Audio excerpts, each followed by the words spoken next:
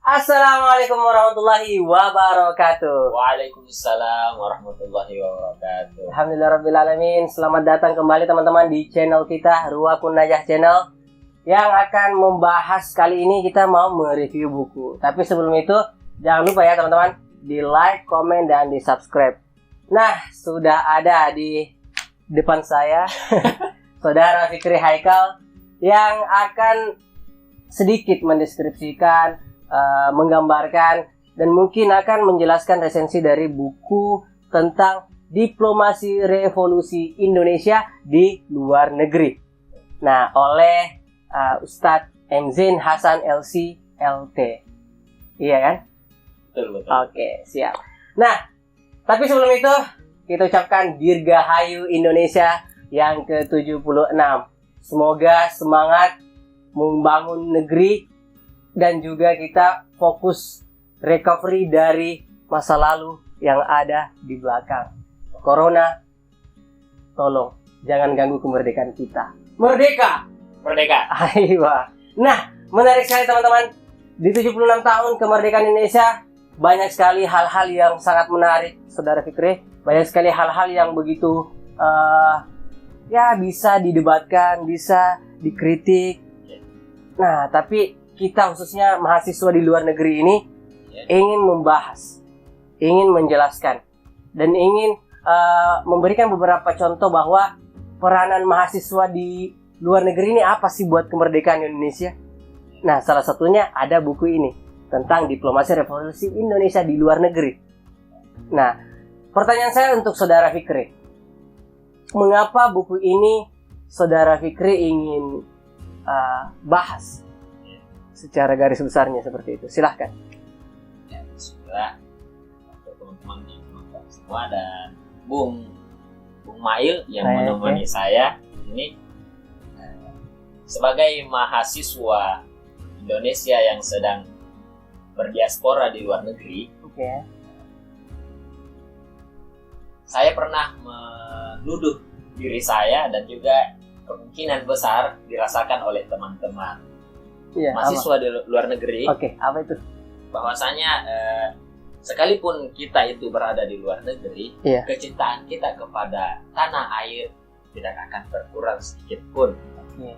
Sehingga ini saya buktikan dengan setiap tahun perhelatan dan penggelaran acara 17-an itu sering kita ikut merasakan bagaimana sisa-sisa cerita perjuangan daripada pahlawan kita, gitu kan. Salah satu bukti kecintaan kita, saya salah satu orang yang menikmati Olimpiade Tokyo kemarin. Ini ya, atlet angkat besi? Iya. Ada Rai Kurus. Aduh. Ya, jadi ada penyumbang emas kita dari Sulawesi. Betul. Ya. Penyumbang emas dari Indonesia itu semua, dan teman-teman yang saya lihat di setiap story, juga orang-orang besar di Indonesia itu ikut terharu. Dan itu pun saya rasakan bagaimana kecintaan kita bersama kepada negara kita tercinta ini. Selanjutnya terkait untuk perayaan 17-an ke-76 Agustus ke-76 Indonesia ini, saya merasa mengharuskan dan berada dalam diri saya harus merayakan kemerdekaan ini. Betul. Iya, perhelatan kemerdekaan ini dengan setidaknya harus membaca suatu buku yang dimana itu menumbuh suburkan kecintaan, nasionalisme, dan patriotisme saya. Maka di awal-awal bulan Agustus kemarin saya juga cari-cari bacaan-bacaan, dan terakhir saya meminta bacaan kepada salah satu senior mahasiswa yang namanya Mas Miftah, dan salah satu senior yang pegiat sejarah di mahasiswa yang mengumpulkan banyak terkait sejarah-sejarah termasuk juga Indonesia. Pada beliau saya tanyakan, Mas, Mas, saya mau baca dan butuh satu literasi yang mana saya bisa mengetahui pergerakan mahasiswa di luar negeri. Siap. Terkhusus pernah suatu ketika, terbersih juga dalam diri saya bertanya, apa iya semudah itu, semulus itu negara-negara Arab di Timur Tengah gampang-gampang saja begitu memberikan pengakuan terhadap Indonesia, terhadap kemerdekaan Indonesia. Jadi kita tahu pada 1946 itu sudah ada pengakuan dari Mesir, dan terakhir sampai 1949 itu barulah sampai di Belanda. Tapi awal-awal kan itu negara dan bangsa Arab yang mengakui. Maka dari itu saya bertanya, apakah dengan semudah itu, semulus itu, seikhlas itu mereka memberikan pengakuan baik secara de facto dan de jure terhadap kemerdekaan Indonesia. Sehingga dengan pertanyaan-pertanyaan yang timbul daripada itu, alhamdulillahnya saya mendapatkan buku yang ditulis oleh senior kita, termasuk juga senior Masisir yang berasal dari Minangkabau, menulis salah satu buku yang berjudul Diplomasi Revolusi di Indonesia di luar negeri. Di Timur Tengah. Luar biasa sekali.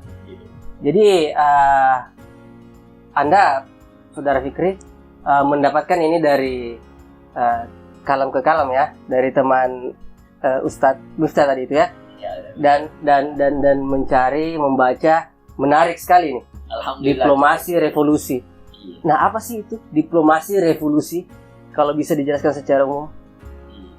Jadi diplomasi revolusi. Jadi ini adalah penggalan dari dua suku kata. Jadi yang pertama diplomasi.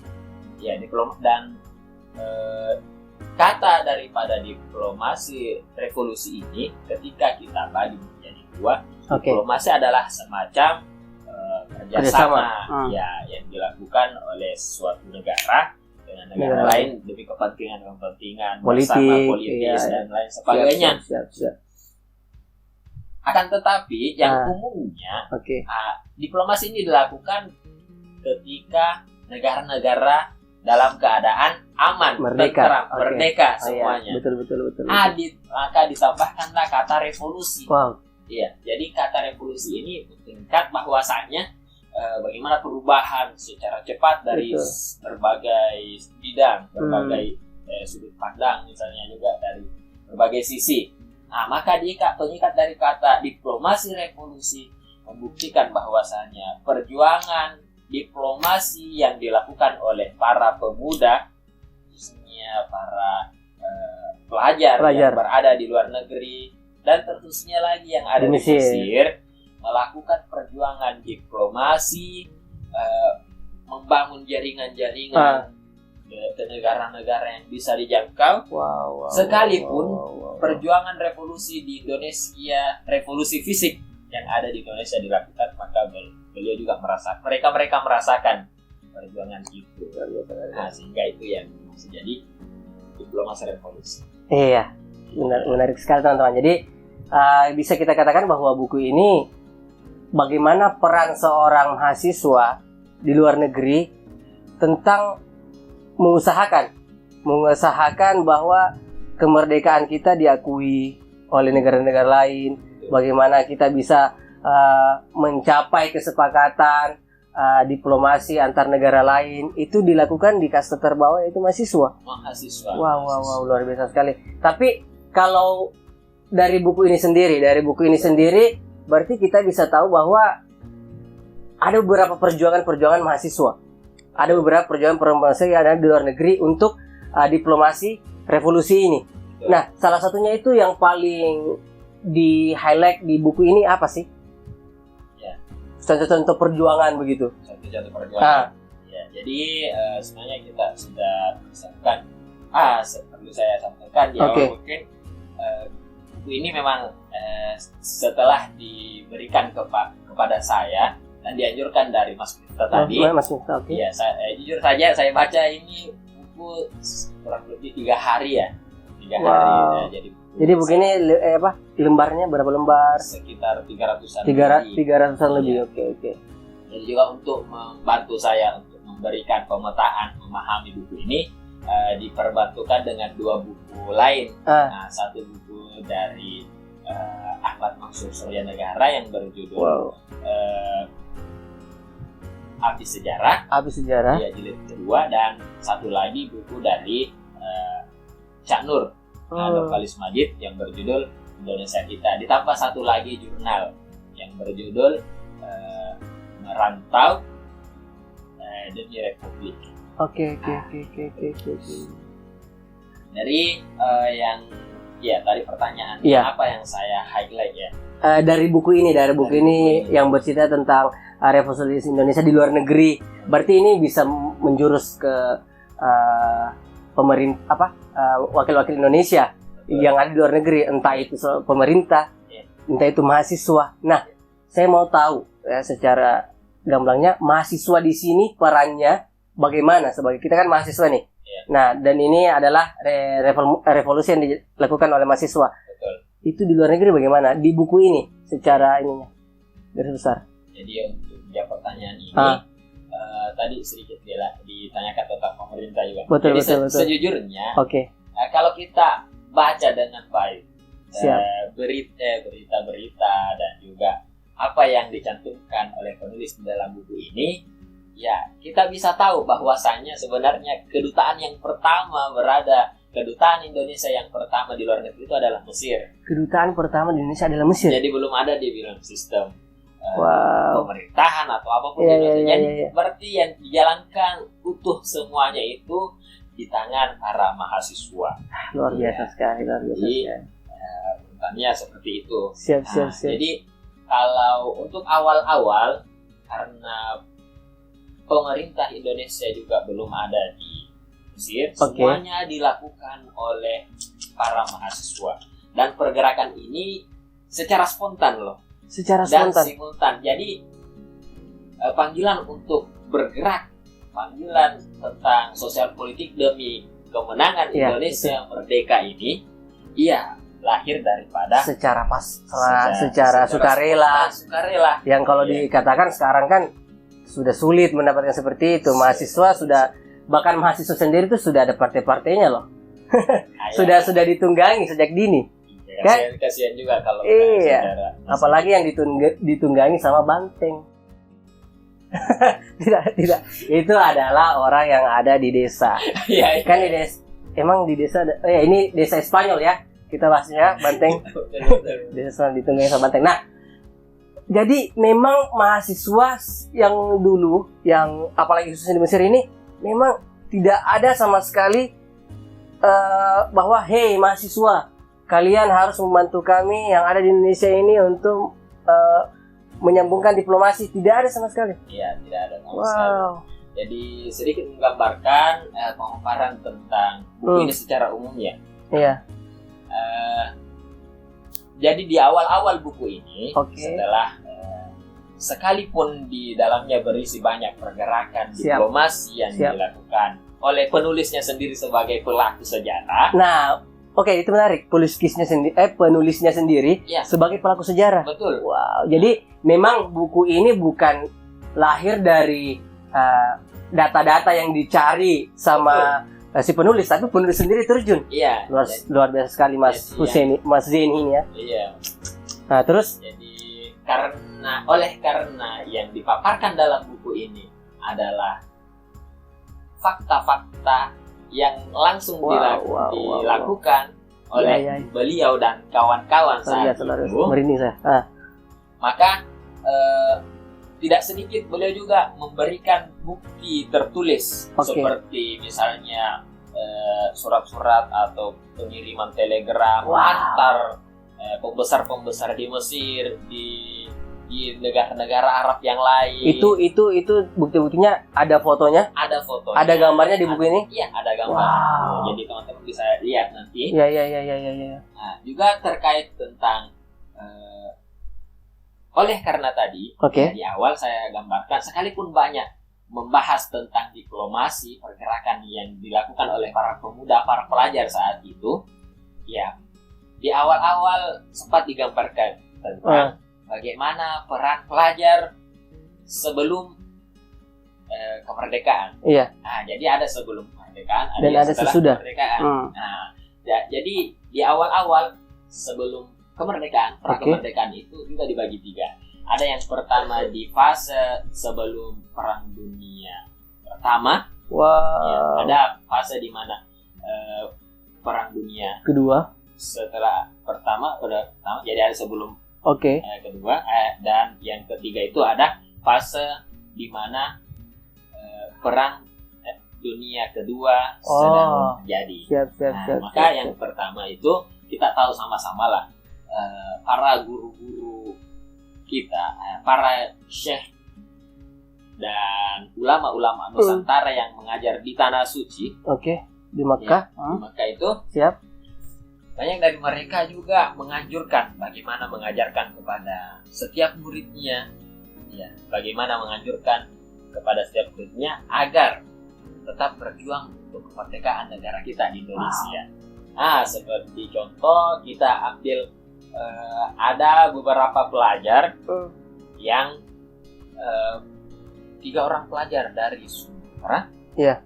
yang sampai di Tanah Suci. Oke.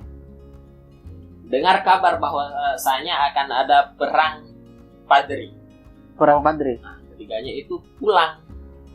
Langsung pulang dari Tanah Suci, mengikuti pimpinan perangnya, yaitu Tuanku Imam Bonjol. Wow. Itu pertama. Luar biasa sekali. Itu di fase Perang Dunia Pertama. Sebelum Perang Dunia Pertama. Betul. Wow. Dan yang kedua, kita juga sering mendengarkan salah satu guru dan ulama besar Nusantara yang mengajar di Tanah Suci. Oke.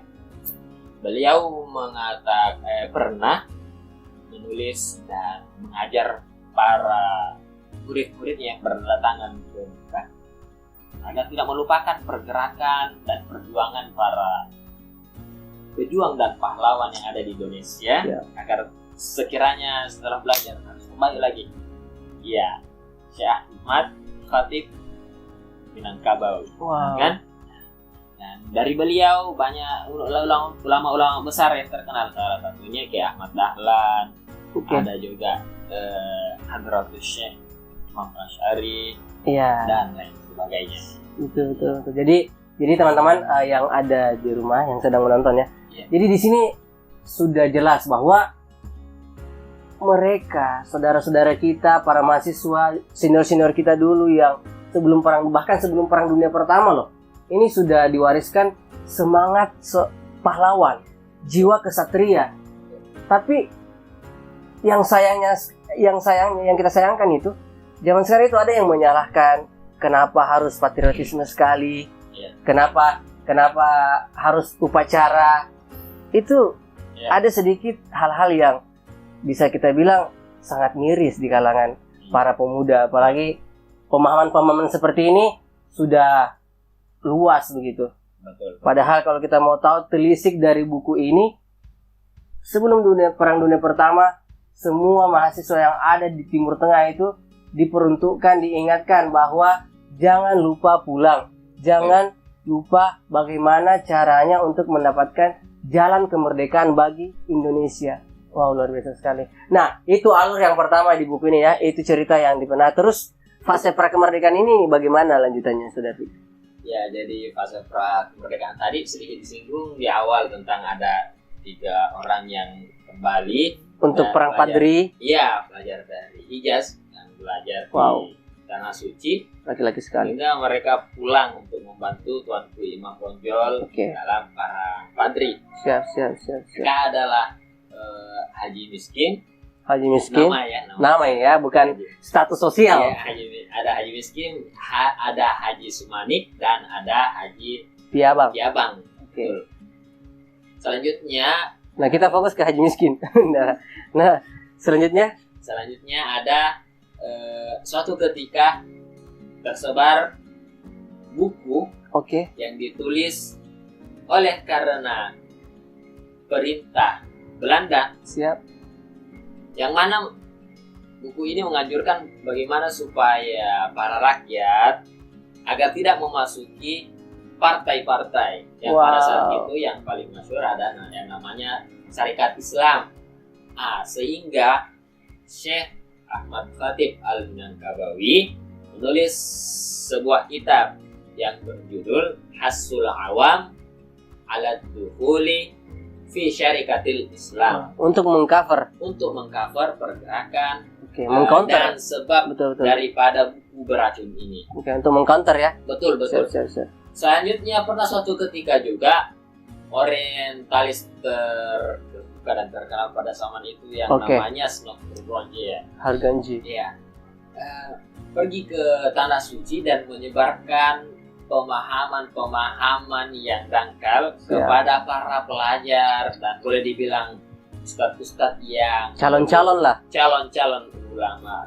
Ketika kembali, ya mereka termakan oleh karena Snofru Bronje ini adalah orang yang dalam pemahamannya tentang Islam. Alim ya. Alim, Wow. kalau alim, tapi karena orientalis, orang yang mempelajari agama Islam, tapi dengan niat Menyerang. merusaknya nanti. Sehingga daripada Snofru Bronje ini memberikan pemahaman-pemahaman dan perpecahan di antara mereka di persoalan khilafiyah.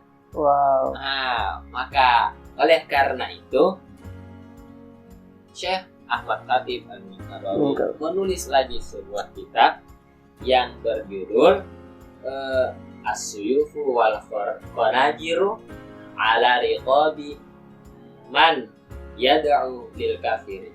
Wow. Itu adalah contoh para ulama kita ya dalam mengangkat hal-hal yang buruk seperti itu. Dan di dalam buku ini ya, dalam buku ini. Dan terakhir, saya berikan contoh pada fase pertama sebelum Perang Dunia Pertama. Salah satu ulama besar kita dari Nusantara yang bernama Teku Abdul Wahab Aceh.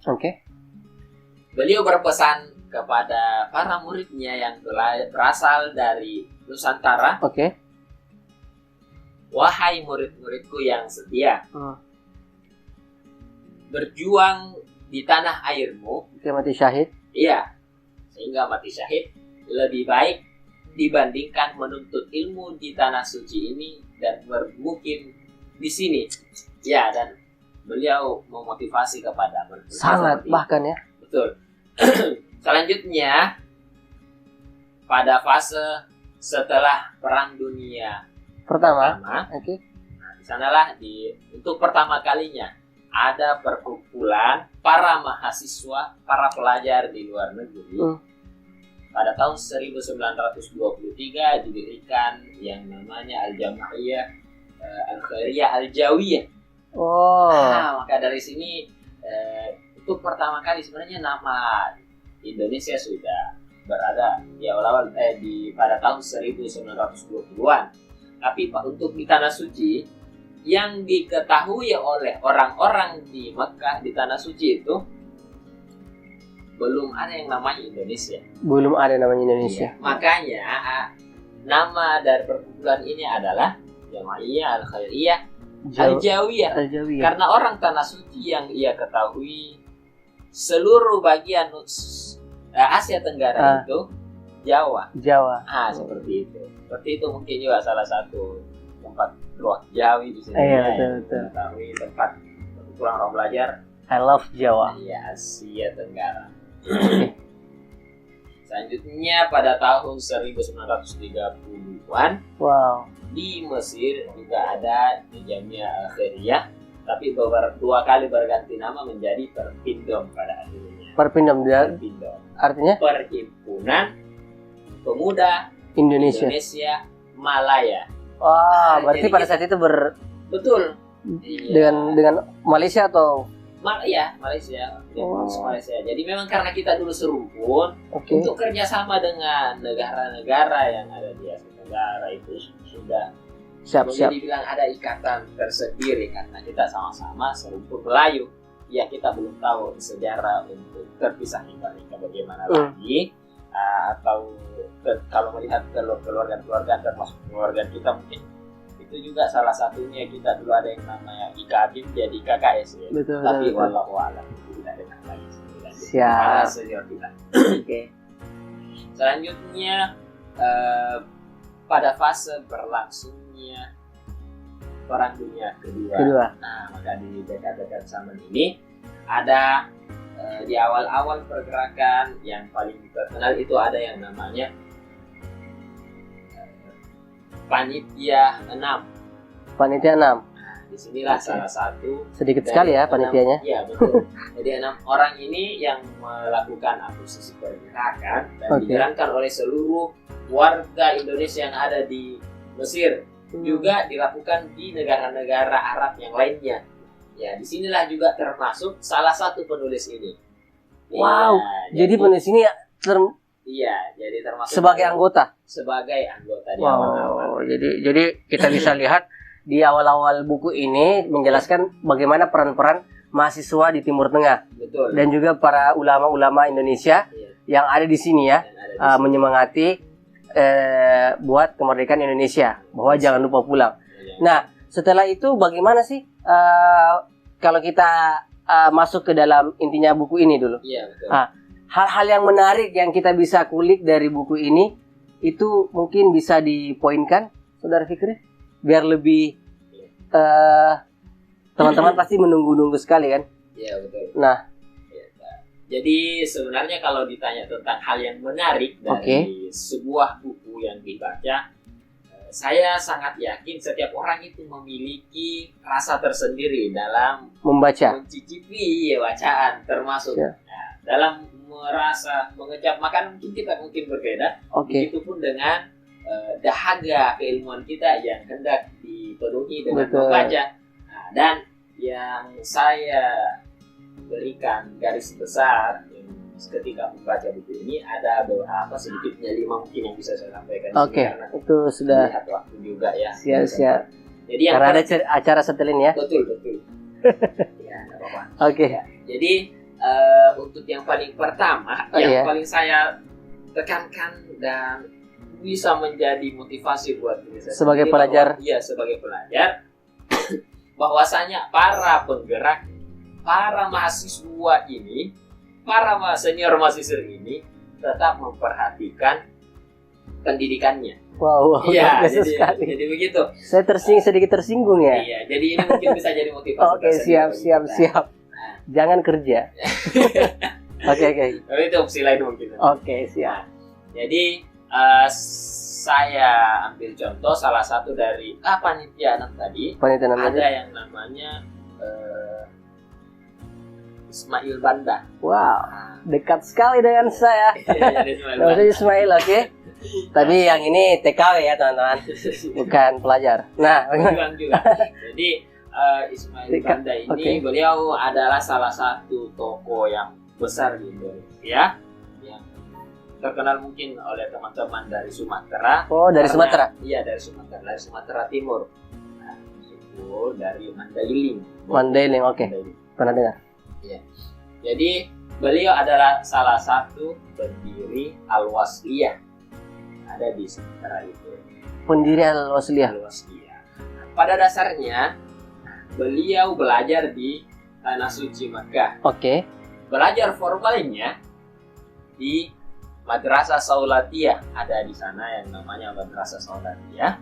Di Mekah itu. Betul. Oh, Dan belajar non formalnya hampir sama di Azhar, belajar non formalnya di Masjidil Haram. oh seperti ini ya. Talaki-talaki kalau kita kenal di sini. Dan itu masih sempatkan dirinya bergabung di Panitia 6 tadi contohnya. Betul. Nah, Luar jadi biasa sekali. itu sebelum ke Mesir. Keren. Nah, dan setelah lanjut Keren. ke Mesir pada tahun 1930-an, 1930-an. iya, masuk ke Mesir, beliau masuk ke Fakultas Usuluddin dan langsung mengambil jurusan filsafat. Iya, Bagus jadi sekali. filsafat. Dan setelah itu 2 tahun setelahnya mendapatkan beasiswa di bawah pimpinan Syekh Mustafa Al-Maraghi sebagai rektor pada saat itu. Pada saat itu 1930. Iya. Siap. Pada 1936 dan 1937 beliau mendapatkan ijazah alimiyah dari Al-Azhar. Nah, kalau dari dulu itu sepertinya agak sulit ya. Agak sulit didapatkan, betul. Iya, ya. Bacaan yang kami temui itu bahwasanya sampai-sampai surat kabar harian Al-Ahram memasukkan nama-nama yang dapat lulus. yang lulus. Ya, yang lulus dalam ujian itu termasuklah nama Ismail Banda. Ismail Banda dari Wow. Indonesia. Seorang pahlawan diplomasi dari Timur Tengah Ya. yang profesinya kita bisa tahu bahwa adalah seorang mahasiswa. Mahasiswa Itu di pendidikannya iya, nomor satu dan satu juga sebagai berhasil. penggerak juga. Ada beberapa lagi fakta dari beliau bahwasanya pada tahun 1940 Oke. beliau meraih gelar Bachelor of Arts BA, singkat BA, dan pada tahun 1942 mendapatkan Master of Arts-nya. Wah. Nah, jadi kalau pada saat zaman-zaman seperti itu agak berat untuk para mahasiswa Indonesia mendapatkan gelar-gelar gelar tersebut. tersebut. Sedang sekarang Sekarang sudah tenang, sudah bahkan bisa melebihi, tapi nyatanya iya, standarnya bagaimana susah mungkin sudah beda sekali. juga. Wow, Ya, wow, gitu. wow. Jadi hal tersebut harus menjadi Motivasi, betul, teman-teman. Tersendiri ya. Bukan karena kita Ya. di luar negeri malah kita hidup dengan bebas. Betul, betul. Iya, kalian Kewajiban kewajiban tetap harus nomor satu. Ya, buat teman-teman yang mungkin melupakan tujuannya di Mesir, tolong ikuti Ismail Banda, bukan saya. Nah, jadi